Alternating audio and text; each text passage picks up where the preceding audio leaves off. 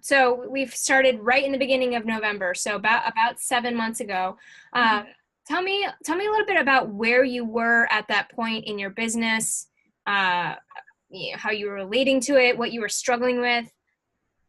I had struggles with everything because I was just getting started and I didn't know anyone that was doing the same as me. So it was one of those things I had to figure out on my own. But with your help, I went so much further. But yeah, in the beginning, it was a struggle with everything. It just felt like I had so many questions and so many things that I didn't know where to turn to find the answers to what I needed to do for my business to make it strive. So Mhm. I had lots of issues. Yeah, and you were already doing some things, like you were at the market or at the mall, sorry, selling things, but you weren't generating the income that you wanted either, and it was kind of hit or miss. Exactly right. And that's kind of gets that way still depending on the month and the season and so forth for the mall. Right now, it's incredibly slow. So I had to figure out a way to try to make up for that small time or slow time at the mall and make up for it with other ways, like getting my treats to other places to sell or to do more vending events, outdoor vending events, things like that. So that's what I had to try to figure out, and I'm getting there. So Yeah, yeah, that's I would say so. um, and then how about, mindset and the shifts you saw happening in yourself, the transformation that happened there? I mean, you said in the beginning you were fearful, shy, and now you're like, well, I'll just talk to them, and most people that are show up are going to be animal lovers if they're coming to your booth. But tell me a little bit more about the personal transformation that happened. yeah. When I first started, I was very, very scared. Didn't want to talk to anyone really. I just wanted to stand there and you buy my stuff and I don't have to talk to you, that kind of thing. If I could hold the dog up and then you just come and buy my products, I'd be happy with that. But now I'm starting to voice my opinion on certain things more, where I held it back beforehand because I was so shy. But now I will tell people or try to educate them more than what I did in the beginning. In the beginning, there was nothing. I Mhm. didn't really talk too much about what I knew. And I know so much. So, and people need to know this stuff too, because it's very important, especially if their dog is considered a family member like ours are. So Mhm. that was huge. So now I'm more willing to do that, and I do my own research. I love doing research, so now I'm more willing to share that.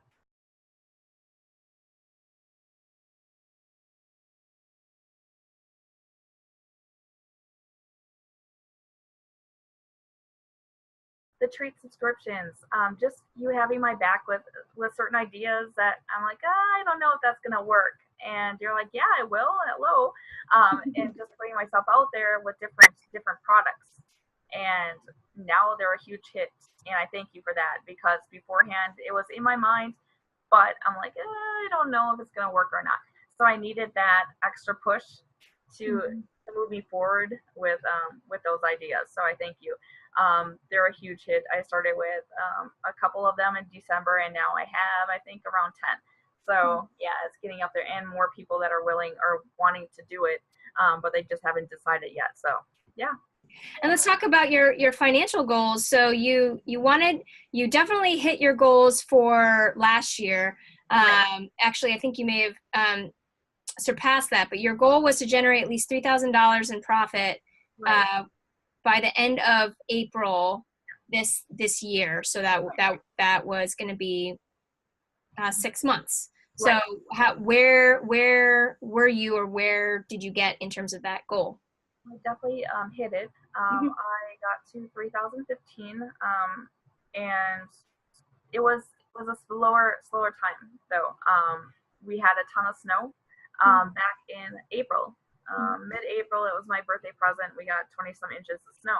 Um, so with it, because I love snow, so I was like, "Yay, my birthday present!" Everyone else was like, "Oh, you know." But Mhm. because of that, the mall had to be closed. So I didn't get to go there as often as I had liked to. And that kind of was a downfall, but I still made it up with subscriptions and things like that, and just spreading the word and getting the word out there that, hey, I have this now, so sign your dog up, spoil them, or let me help you spoil them. Mhm.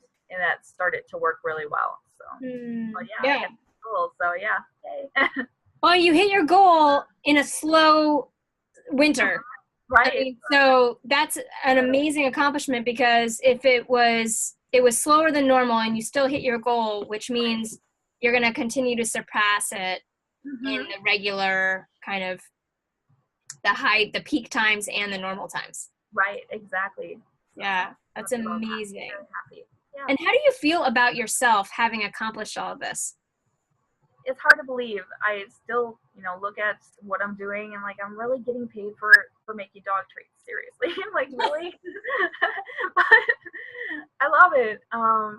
And I even made a comment today. I'm like, oh, I'm so happy that I am doing this and not having to go and work in my insurance job. That was just, it was a horrible job to have to deal with.